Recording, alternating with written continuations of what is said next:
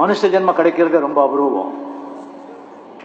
எத்தனையோ ஜென்மங்களை தாண்டி ஆயிரம் ஜென்மங்களை, ஜந்து கிருமிங்க என்னென்னமோ ஜென்மங்களை தாண்டி மனுஷ ஜென்மம் அடைகிறோம்.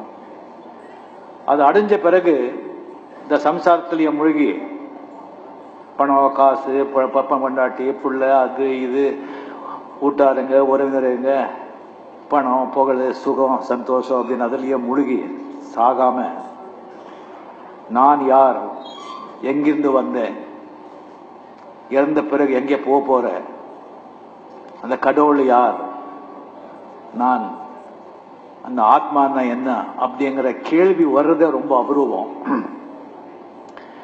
அந்த மாதிரி கேள்வி வந்த பிறகு அதுக்கு விடை கொடுக்கிறதுக்கு குரு கிடைக்கிறது அதை விட அபூர்வம்.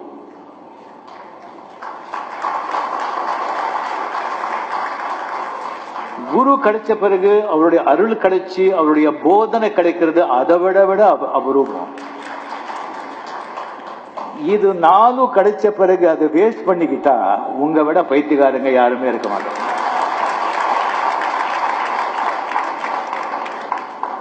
இங்க இருக்கிறவங்களுக்கெல்லாம் அது 4 கிடைச்சிருக்கு.